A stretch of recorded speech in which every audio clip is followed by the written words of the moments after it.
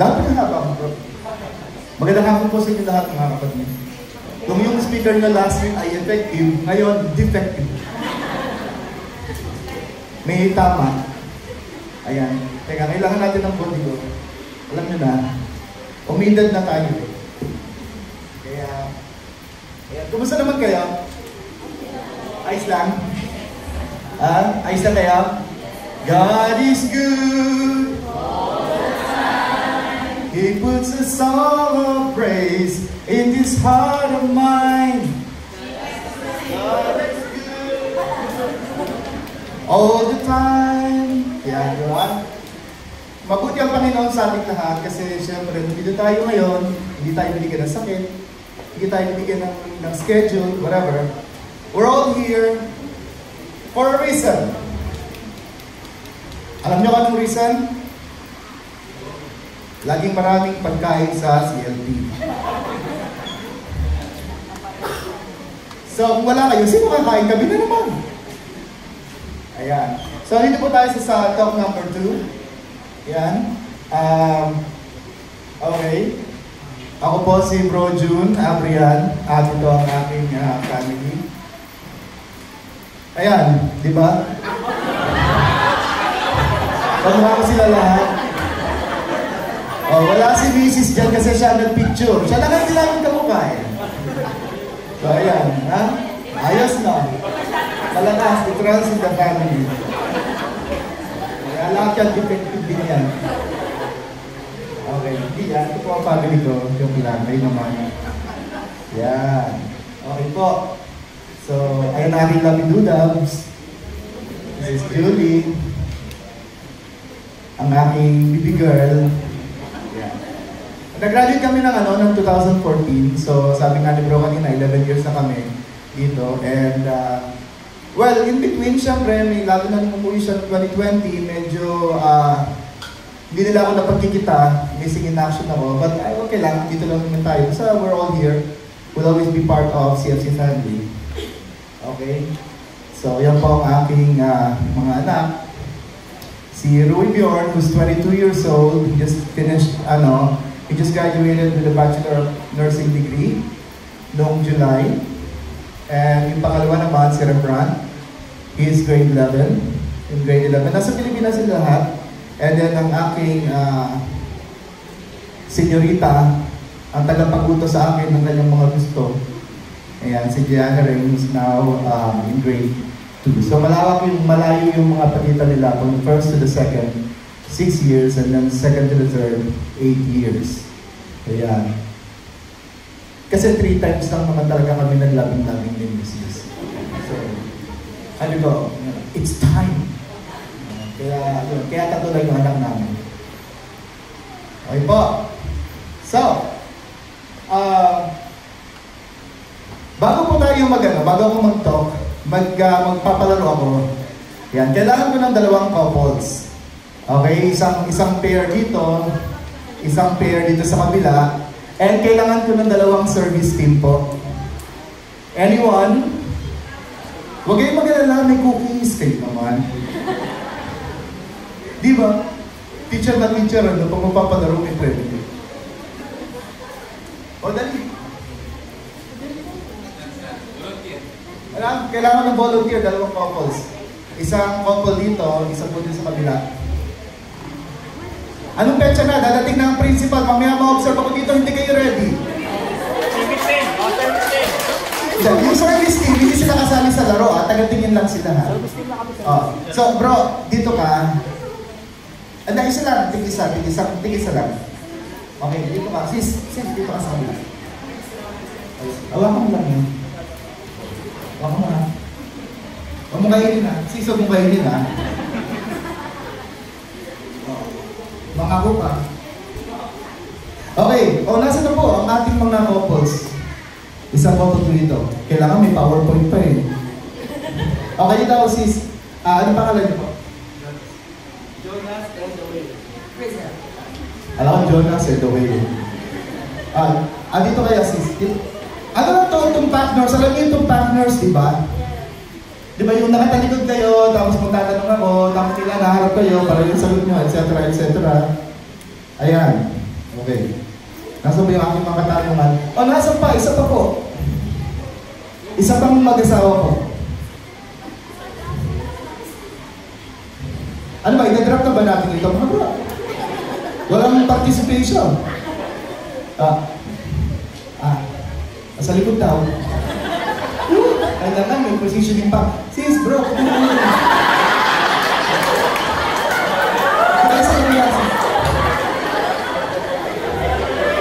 Kailangan sa likod pa manggagaling ng pagtuturo. Dito ka lang, sis. Ayan. Talikod kayo, talikod kayo. Ayan. Kailangan magkatalikod kayo, ha? Magkatalikod kayo. Ayan. Okay. So,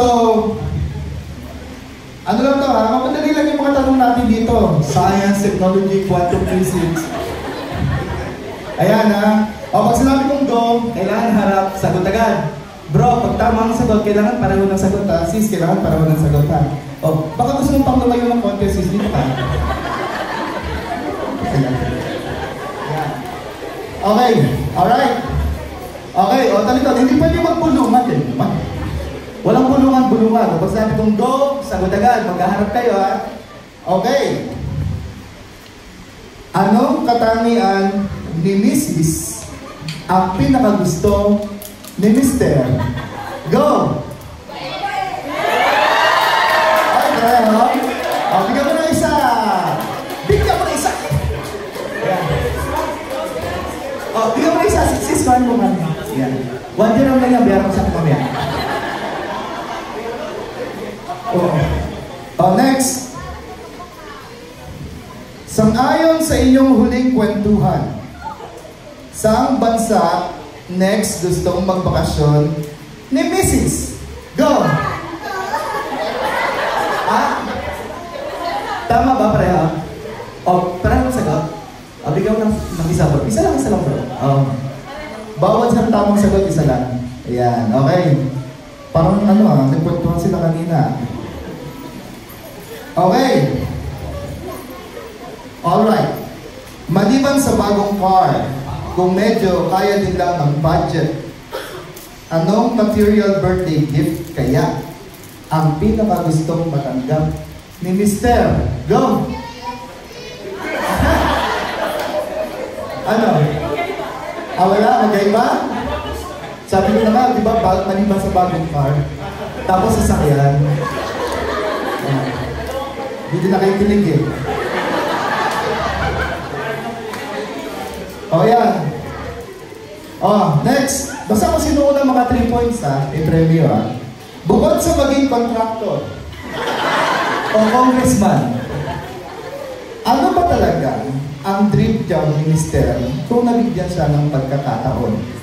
Go! Pareho, tama? Anong trabaho, Mr.?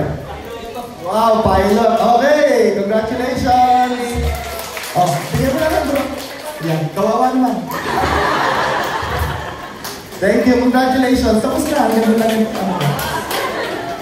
Nasaan ba? Okay, may tayo, Siyempre. Kasi tayo. Ito pala.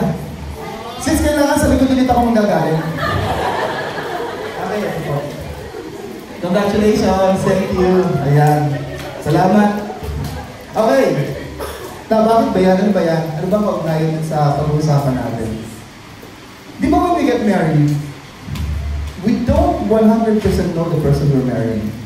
Lalo yung mga singles, syempre, hindi nyo pa rin masyadong lalo na kung wala kayong jowa, buhu. Diba? Pero kami mga nag-asawa, kahit naman yung nasa isip na namin magpapakasal kami, hindi rin naman talaga namin kilala ng gusto, ng buo, yung mapapangasawa namin. Diba?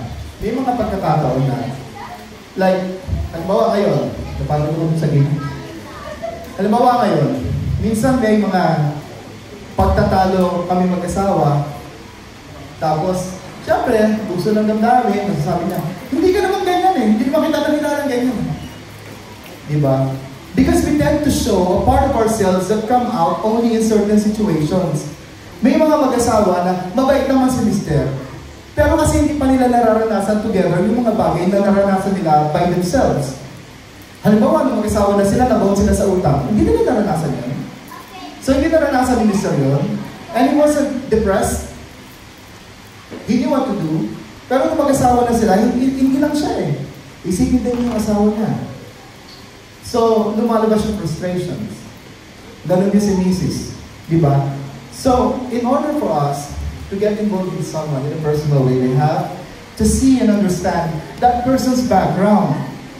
Tao yun. To whom we promise the rest of our entire happy lives. And how much more if you're going to engage yourself with someone superior than you, your God. There's no way that we can ever know Him. Talagang hindi natin makikilala siya ng buo. But there are ways in us to get to know bits and pieces of who He is. Diba? Kasi tayo, yung pagiging mag-asawa natin, diba, till death do us part, nabatatay na, tapos na, mag-asawa ka na ulit ng iba, kung gusto mo. Pero tayo, yung relationship natin with God, continuous nga eh, kasi ang pinaghahanda natin is not just this life, it's the afterlife. So, you have to know that God, that you're going to spend the rest of your afterlife with.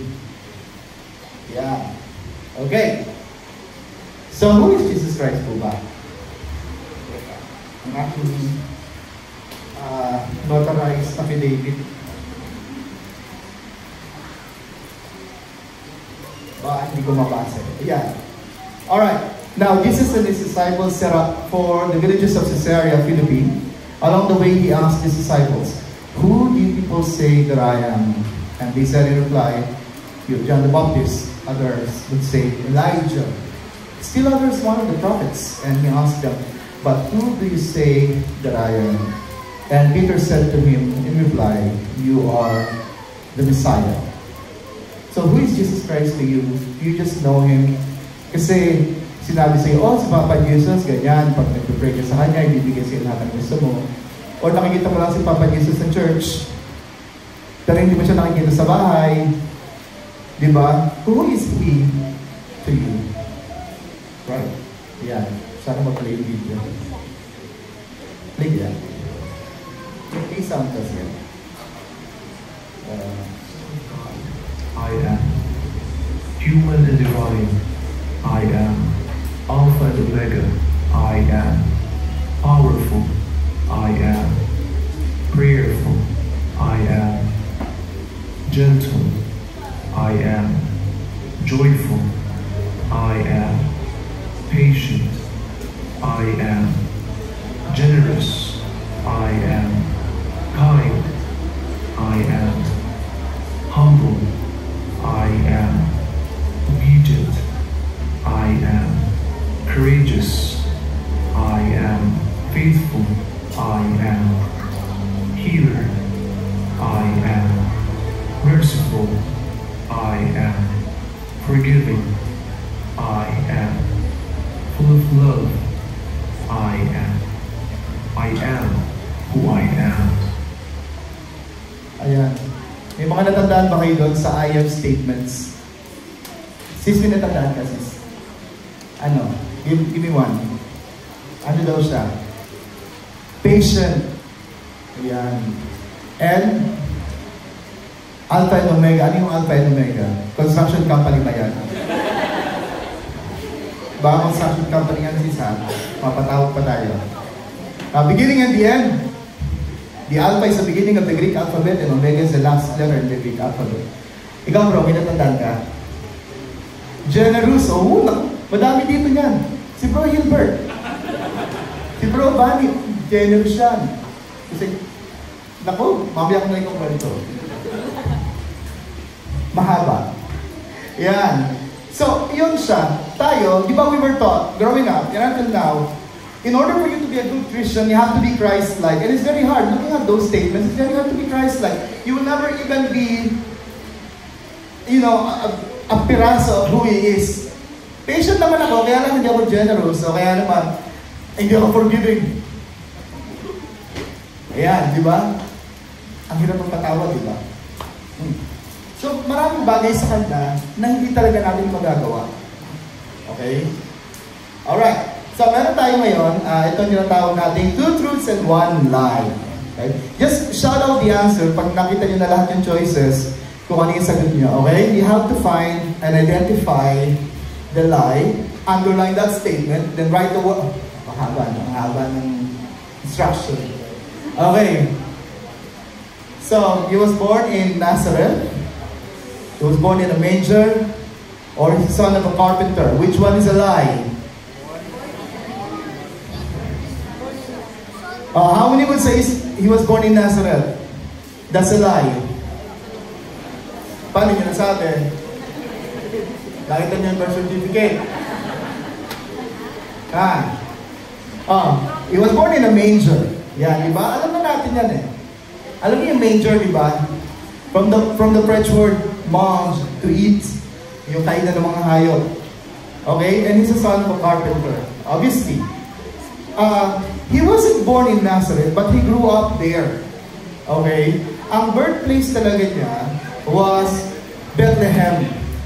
And Bethlehem, from the Hebrew word, Beit Lechem, which means house of bread. Panaderia. Restaurant. Ako na dito si Sis Logie. Ayan. Bethlehem. Yung Nazareth, that's where he grew up. Okay, and then Nazareth is actually from the word, nasa ba yung aking sinasabi ko? Yeah. From the Hebrew word netzah, meaning branch or sprout. So kung titingnan nyo, the house of bread, that symbolizes him because he's the bread of life. He was born there. Him being the bread of life. Diba? And then Netzar, he grew up in Nazareth. Netzar, which means sprout, sumisibol, lumalaki, branch, sumasanga. Like him growing up in there symbolizes his presence as a faith, as the God na sumasanga, na hindi lang siya nasa isang lugar lang. And then, Jerusalem, another important place in his life, that's where he practiced, that's where he taught, he preached, that's where he was crucified, and that's where he died. Yung Jerusalem naman, actually, is a combination of two words. Yeru, which means foundation or city, and Shalom, which means peace. So, city of peace. That's where he gave up his life. Doon siya nangaral, doon siya nagturo, doon siya ipinako, doon siya namatay. And that brought us peace. Diba? So, the three places that are important in his life actually symbolize his life and his godliness. Ipinanganak siya sa Bethlehem, him being the bread of life. Lumaki siya sa Nazareth, him being the sprout, the tree that sprouted, that caused us to have our faith. And he died in Jerusalem, the city of peace. Because his death actually brought us peace. Okay po? Alright, another. He forgave sins. Ayan, pasensya na, medyo nag-reformat siya. He never gets angry. And he performs miracles. So, alin ba dyan ang lie? He never gets angry. Do you know any instance in the Bible, if you have read it, when he actually got angry? Where is that? Oh, ano ginawa niya doon? Kunyari, tatanong ako, pero hindi ka rin talaga alam. Ano ginawa niya doon? Ha? Di ba, pumunta siya, pagdating niya doon sa templo, nakita niya, they turned it into an agora. It's a Greek word for marketplace. They turned it into a marketplace. Tapos may mga nagsusugal. Nagbibenta ng mga hayop. Nagbibenta ng mga manok na may kulay, parang piyesta, no? Ng mga sisiw na may kulay. Ayan. They turned it into that. Nagalit siya. Why are you turning my father's house into a marketplace? Alright? Bakit siya nagalit? Di ba Diyos siya? He's God. Bakit siya nagalit? Bakit sis? Bakit? Magtapat ka sis. Sabi mo lahat ang nalalaman mo, bakit nagalit si Jesus ka? He's perfect. Because anger is part of His being human. Diba? Kasi sinabi natin, He's God and He's human. Oh, alright? Next, He died on the cross. He resurrected after 3 days. He will never come back. Okay, alam niyo na yan. Diba? Kinuro naman na yan. Okay? So He died on the cross. Theological, we already know that. He resurrected after 3 days. Canon dogma, we already know that. And He will never come back. That's part of the teaching that we have learned. Alam na natin yan. Babalik siya. But we don't know. Kaya nga pag pinagsasabi na babalik siya ng ganitong panahon. Ayan, mag-end of days na, tumutubo na mga halaman sa disyerto ng Saudi Arabia. Di ba nabasa niya? Sabi nila, when the desert brings life and it hurts water, that would signal the end of times. But who are we to know? Nobody knows, not even Him. Only God the Father knows when the time is. Right? Okay. So, He is the Son of God. He's fully God, fully man, and He's half God, half man. Alin po dyan ang lie? Is He fully God, fully man, or half God, half man? Alin ang lie? Yung pangalawa, yung pangatlo? Yung pangatlo. Hindi naman siya android, no? Hindi naman pwedeng magpapagamot ka sa Kanya, tapos nasa kaliwang side ka na sabihin, ay naku, yung kanan ko lang ang God. Yung kaliwa ka, man.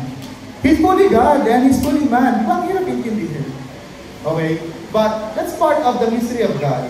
Alam niyo, kahit naman anong religion natin kahit na Christian ka or Muslim ka or Hindu or something, there will always be that particular concept that you will never understand the mysteries of God and the mysteries of your faith. But we know He was the Word incarnate. Siya ay nagkatawang tao. And is also God at the same time. Okay? Alright. So He is our Savior. He is risen. Or He's an ordinary prophet. Yung last. Okay. Right. He doesn't simply foretell what's to come. He knew what's to come. Bago pa nga siya pinanganak, alam na niya yan Diba? He was foretold. Ipinakilala na siya, hindi lang siya pinangalanan, pero ipinakilala na siya sa Old Testament as the Savior, the Messiah who's to come. And He knew that kasi He's part of that. He's God. Okay po. Ayan. What else? He's a lunatic. He raised people from the dead.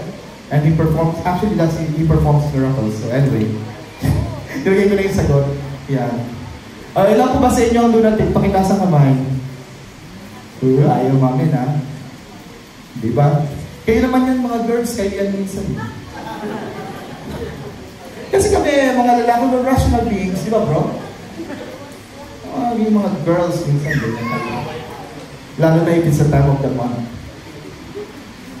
Ayan, but he is not, kasi very consistent siya He is consistently rational. Bata pa lang siya, sinabi na niya, di ba, nung nandun siya, nakikipag-debate siya, nakikipag-discussion siya sa mga, when he was 12, nung nasa Jerusalem sila, tapos, umalis na yung si Mary at si Joseph, akala nila, nakasama lang si Jesus ng mga kamag-anak nila. So, umalis sila, and then they realized that he was missing. So, they came back to Jerusalem and found him after 3 days, and found him in the temple, conversing with the teachers, with the preachers in there, and hinanap nila, sabi nila, bakit ka nandito ang tagal ka namin hinahanap? And sabi ni Jesus, it was 12, bakit nga ko hinahanap? Hindi ba dapat nandito ako sa bahay ng aking ama? From a very young age, that was clear with him that he's God. And that he's the Son of God. So consistently rational. Siyempre, sa mga Pharisees, sa mga ibang taong hindi naniniwala sa kanya, they couldn't accept that. But how can a child identify himself as the Son of God? Wala naman nagsasabi sa kanya unless he actually knew that. Right?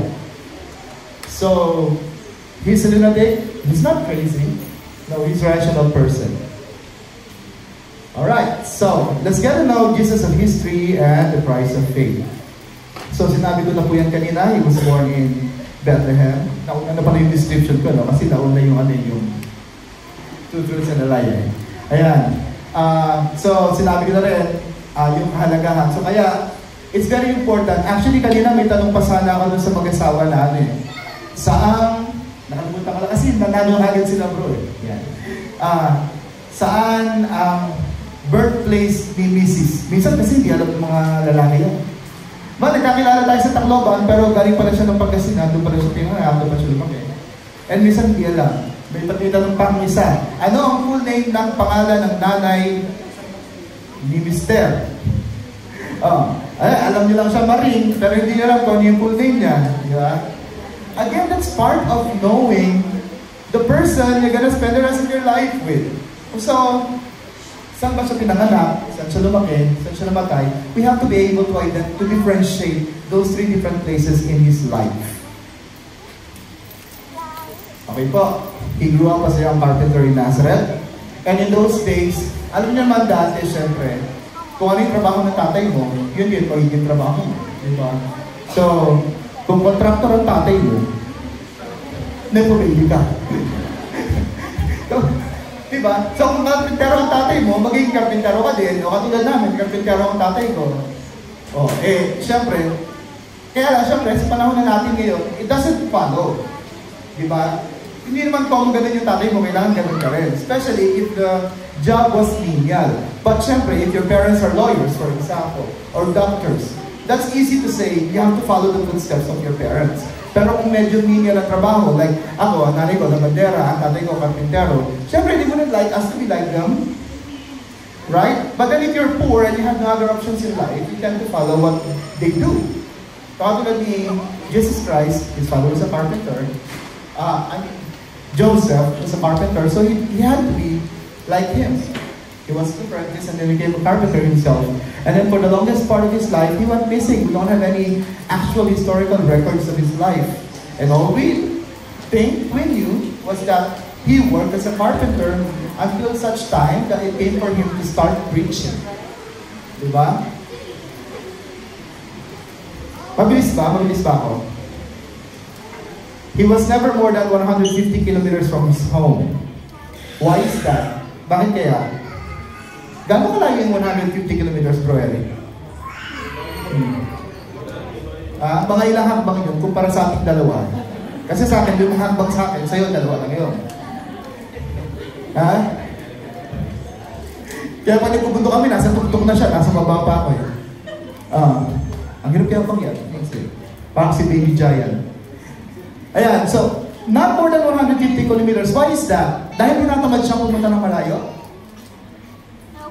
O walang sasakyan? Walang habal-habal?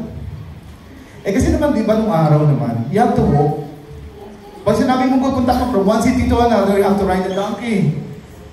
Sasakay ka ng burrito. Ayan. Kaya lang siya, he grew up na wala naman silang ganon. Wala siyang pag-aaring gano'n. Wala siyang kabayo, wala siyang donkey. He had to walk. And imagine walking 150 kilometers. Di ba meron nga ngayon yung NBF run na naman, ano? Kailan ba yung NBF run? Di ba?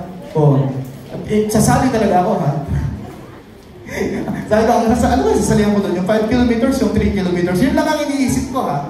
5 and 3, ha? Nalalayuan na ako doon. Paano kung 150 pala yung lalakarin mo? Diba? Kaya hindi siya lalayo ng pagtuturo. Kaya concentrated yung teaching niya within Jerusalem. Kasi yun yung abot talaga ng kanyang capabilities as a human person. Okay? He did not have a school like Socrates, Plato, and Aristotle, famous philosophers. Pero his teachings to the test of time. Right? He did not have an army like Alexander the Great, but he was a magnetic leader. He was charismatic. Ayan. Talagang nakaka-attract siya. May mga ganun tao di ba? Yung pag nandyan, di ba?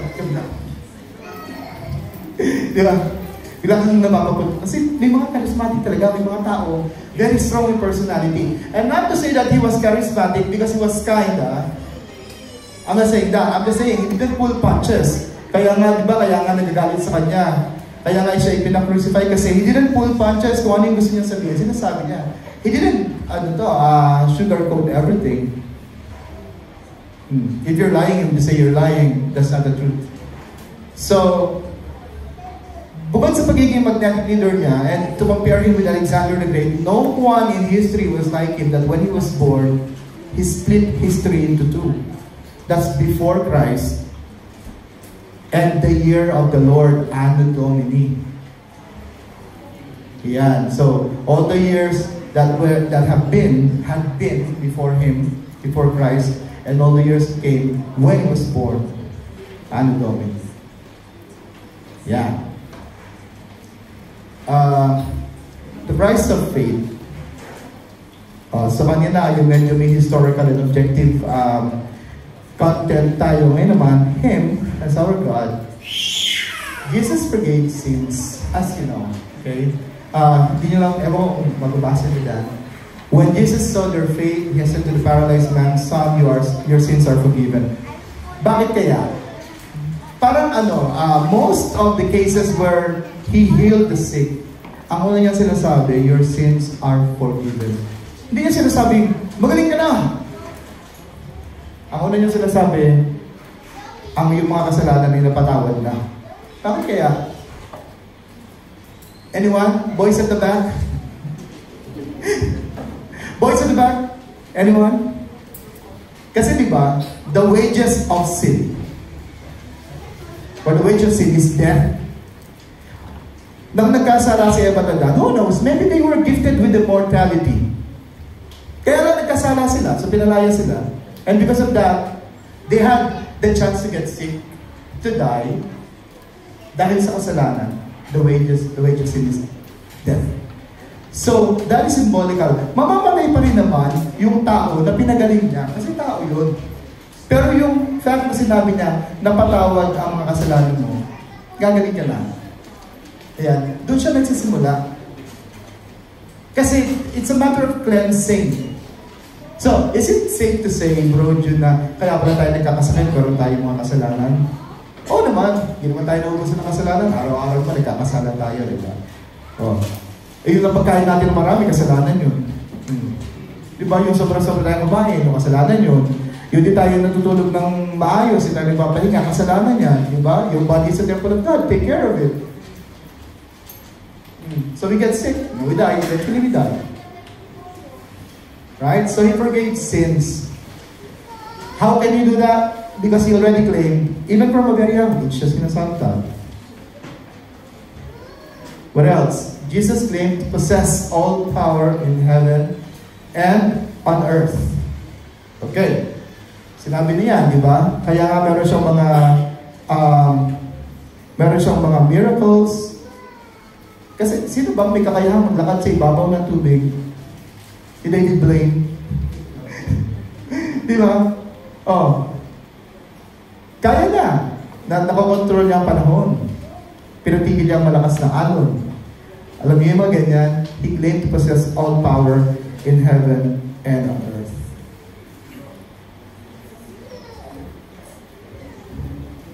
Okay, He claims straightforwardly to be God, as in John 8:56-58. And He said, "Your father Abraham rejoiced at the thought of seeing my day. He saw it, and it was glad."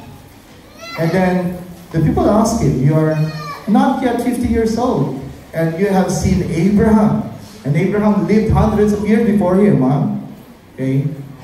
And He said, "Very truly I tell you, before Abraham was born, I am." So, He claimed straightforwardly, hindi niya sinabing, "I think I'm the Son of God." No. Talagang sinabi niya, "I'm God, I'm the Son of God." Now, ito yung sinabi natin kanina, is He a liar, a lunatic, or a Lord? We know that already. Not because of our faith, but then again, katulad na sinabi ko kanina, if you're a rational person, why would you claim something that you're not? And if you're a lunatic, and you know that you're a lunatic, and you will claim something that you're not, that obviously shows that you're not a lunatic, because if you can identify your lunacy, and syempre, you're sane. Diba? Jesus is the Son of God and He is Lord. Okay? Ayun. Na. Napindot ko agad. As explained earlier. So, knowing Jesus and becoming Christian. Okay. His entire life is salvific. It is through the cross that Jesus reveals His true identity. Ano yung salvific philosophy? Yeah. Merong nasa ba yung aking kwento? Sinulat ko dito eh. Yan. Merong magkapatid, si Maria at saka si Alejandro. Kaya si Maria, ate, pangalan siya. Si Alejandro, pasaway. Talagang siya, adik, nagiinom, lahat na ng bisyo nasa kanya, nagsusugal, ayaw magtrabaho, hindi nag-aral, natulong sa lahat, magsasamang barkada, and everything until his day of reckoning came, at nakulong siya. Pero makakalaya naman. Pero nakulong. Siguro mga 15, 10 years, or something like that. Kaya lang, si Maria, she doesn't want to give up on him. Hindi talaga siya sumuko. Ayan. So, ano yung ginawa niya? First step, incarnation, or entering the darkness. Ano ginawa ni Maria? While the rest of the family kept their distance, Maria started visiting Alejandro in prison. Ayaw na nila. Give up na sila. Suko na sila. Taas na kamay, pati pa. Ayaw na. Give up na yung mga parents. Pati kamag-anak. Lahat na kaibigan. Pero si Maria, talagang tuloy-tuloy niya yung pagsuporta sa kapatid niya. She visited him in prison. She entered his world of shame, regret, and concrete walls. Alam niya na may stigma na pag dumikit pa siya sa kapatid niya, pati siya kakamuhian. Pati siya tatalikuran. But she didn't care. Bumibisita siya, dinadala niya ng pagkain. Alam niya hindi siya harapin ng kapatid niya. Alam niya pagtatawanan siya, but she didn't care. First step, incarnation. Okay? She didn't wait for him to get clean. Hindi niya inintay na pag nagbago na si Alejandro, tsaka ako siya bibisitahin, tsaka ako siya tutulungan. Hindi. When Alejandro was like that, she was there. Second step, solidarity, sharing the suffering. So in those days, na binibisita niya si Alejandro, she listened to his despair, to his stories of despair. She didn't lecture him. She cried with him. She felt the weight of his isolation. She bore the embarrassment of having a brother in prison, choosing to share his stigma. Second step, first step, incarnation, entering the darkness. Second, solidarity or sharing the suffering. Mamaya bakit ko connect natin siya dyan Ito yung dinadaanan ni Maria. Third, atonement and rescue or creating a way out. Maria knew that when Alejandro was released, he would have no job, no home, no family, no support system. And that is a perfect recipe for relapse, to go back to his old life. So while Alejandro was still inside, Maria started preparing things for him. She worked 2 jobs to save money. She arranged for him to live in a small apartment. She used her connections to find an employer who is willing to give an ex-convict the opportunity and the chance to have a better life. So she created a path for him. That's third step. Creating a way out, atonement and rescue. Fourth step, sacrifice. The cost. Of course, hindi lang ginagawa ni Maria yan na dahil gusto niya. She knew she would have it coming. She knew that she would be part of the suffering. Okay? That there would be a sacrifice on her part. This cost Maria dearly. Her time, her money, her friends, her emotional energy. And she sacrificed her comfort and faced criticisms from family who thought she was being foolish. She endured the pain of seeing him stumble over and over again after his release, almost giving up multiple times. So ano yung steps na dinadaanan ni Maria? Kukunin natin na una, incarnation. She entered into the darkness where her brother was. Second, solidarity. She shared his suffering. Third, She created a way out for him, atonement and rescue. Fourth, sacrifice. She sacrificed herself and all that she had.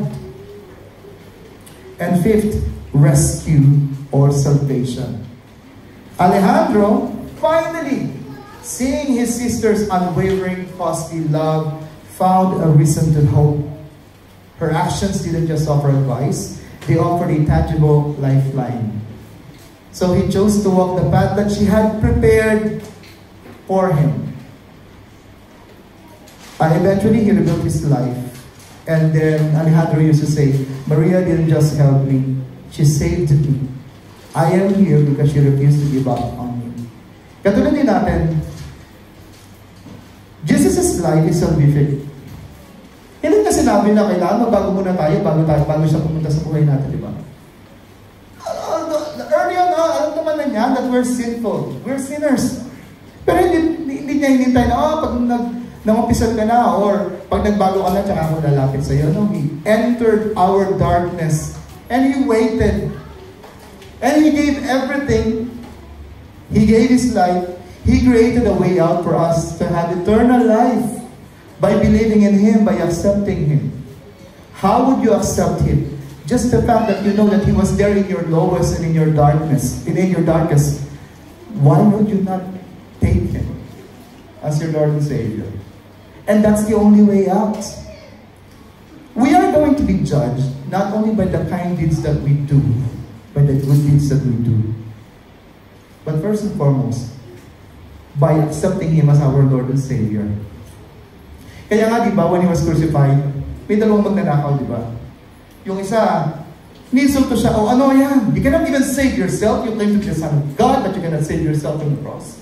And yung isa, please remember me when you go to heaven. And sabi ni Jesus Christ, I say to you, you're coming with me. Sinabi ba niya doon sa magnanakaw na nakapako, magbago ka muna? Or gumawa ka muna na mabuti sa kapwa? Or alam ko, magnanakaw ka, kaya ka nakapako beside me. And then, the fact na sinabi lang nung isang magnanakaw na, remember me. That is a clear acceptance of Him. And dun lang, that's the only way. No matter, kahit gaano ka pakabait, kahit gaano pa karaming pera ang binibigay mo sa charity, kahit tumambling-tumbling ka pa at lumakad sa nagbabagang mga uling para mabigay mo lang ang pangangailangan ng pamilya mo, if you do not accept Jesus Christ as your Savior, you will never be saved. Okay? So, we will know Jesus through the cross. Ano ba yung kahalagahan ng cross? Para sa yung cross, bakit hindi na lang siya halimbawa ibinigyan ng patiwarek? O kaya naman, with waterboarding. Di ba? Bakit kailangan sa cross? Unang-una, during his time, that was the highest punishment. Kasi blasphemy yung kaso niya eh. He's claiming to be God and being the Son of God. That's blasphemous. So, the worst recourse, not the best God, the worst recourse for him was to be crucified that time. And the cross, of course, represented something. Kaya nga, nung dinadala niya, that represented all the pain and the suffering that we human beings have, all the sins that we have. He carried them all para hindi natin dalahin, para siya na ang magdadala. Pero again, bukod sa symbolical importance ng cross, syempre, let's try to dig deeper. Yung fourth na sinabi niya sa 7 last words, where he said, Eli, Eli, lama sabachthani. Ano yung English? My God, why have you forsaken me? Sasabihin mo, di ba is God? How can he forsake himself? Kasi bago natin, di ba? We're very literal. Tayo mga tao, we're very literal. We literally translate everything. We're very basic. Okay. That says something. Una, when he said that, he was quoting the first line of Psalm 22, which was written hundreds of years before him. Okay? And in Psalm 22, it describes a person surrounded by enemies whose hands and feet are pierced and who watches soldiers gamble for his clothing. Kaya kung nakita nyo yung kwento ng Psalm 22 is about a person who was surrounded by enemies like him when he was on the cross. Whose hands and feet are pierced like him when he was on the cross. And who watches soldiers gamble for his clothing like him. Nakapako siya, tinitignan niya yung mga Roman soldiers. They were gambling as though he was going to get his clothes when they put him down. The same Psalm 22, written before he was born, applies to him when he was crucified. And it's only fitting that he says the very first line, my God, why have you forsaken me?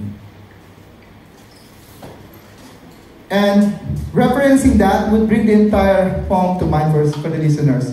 At the end, the psalm says, they will proclaim, ito yung ending, the ending of Psalm, they will proclaim His righteousness, declaring to a people yet unborn, and He has done it. Who has done it? He. Ano yung sigat ko? He has done it. Who has done it? He. Who is He? God has done it. You see when you juxtapose the Psalm and his life, yung nabasa natin, what we have read in the New Testament and in the Old Testament, diba? Put it side by side. The New Testament is the culmination of the one in the Old. And that should have happened at the cross. Ano ba ang sabi sa cross? Entry! Ayun, kailangan ko ito. Pero ano ko na, nasa si bro, siya ang taga-sagot ko dito yun. Bro Jack! Entry! Sagot? Okay, naku, tama yung sagot ko. Bakit parang ganyan? Jesus Nazareth, ano ngayon sa'yo? Nazareth, ayan. Rex Euderio, which means Jesus of Nazareth, the King of the Jews. And again, what is the implication of that? Sabi, when Pontius Pilate put that on top of his cross, that was to mock him. So you claim yourself to be the Son of God. You claim yourself to be the King of the Jews. And there you are, Jesus of Nazareth, King of the Jews. Unknowingly, Pontius Pilate has already taken his part. It is the grand scheme of things that eventually Jesus Christ is going to be king. And isn't it ironic that the same Roman government that crucified him was the same Roman government that started the Roman Catholic faith? Diba? Oh, how the tables turn. Yung ipinapago mo, eventually, ikaw ang nag-start ng pinakamalaking religion because of him. So everything was planned. The cross, the words, the recitation of the 7 last words. Diba? Alright, so the cross is the means by which we can truly know Jesus. Kaya nga, while I was thinking about it, I said, then the question means something. It's not enough for us to know He was crucified. It should mean something. Why it was there? Why not other ways? Bakit hindi nga siya pinitin, hinilutin, bakit hindi siya biligte? It had to mean something. Alright, so when we truly know Jesus, when we take Him as our Lord and God, when we develop a personal relationship with Him, then we become truly Christian. Like I said earlier, okay, it is by accepting Him as our Lord and God and Savior that we can only truly be saved. And according to St. John Paul II, it is Jesus that you seek when you dream of happiness. He is waiting for you when nothing else you find. When nothing else you find satisfies you. He is the beauty to which you are so attracted. It is He who provoked you with that thirst for fullness that will not settle you for compromise. It is He who urges you to shed the masks of a false life. And it is He who reads in your heart your most genuine choices, the choices that others try to stifle. And that's Jesus Christ to us. So what does it mean to be Christian? Of course, to be a Christian is to have a personal relationship with God. A Christian is a person of faith, hope, and love. Faith, number one, ha? Kasi kahit may pag-asa ka, wala ka namang faith. Naku, magbabago pa naman itong takbo ng buhay ko. Sa may pag-asa ka. Pero at the same time, sasabihin mo, kailan kaya? Ang tagal naman. Wala kang faith. Diba? The Lord knows those who are His. Yan. Medyo basahin na lang natin ang tahimik. Okay? Alright. So, bago po tayo magpunta sa ating sharer, ay may sharer tayo. Ready naman na sila. Ayan. Basta tayo, yung mga pinakamasakit na nangyayari sa buhay natin, nakaranas tayo, nabaha ang ating bahay. Ang dami nating utang. Lagi na lang may sakit. Lagi na lang kulang ang pera. Kaya naman gawin. Kulang at kulang. Pag nagdadasal tayo, basta tatandaan nyo lang, isipin nyo lang, DPWH. During prayers, we heal. Ayan. Diba?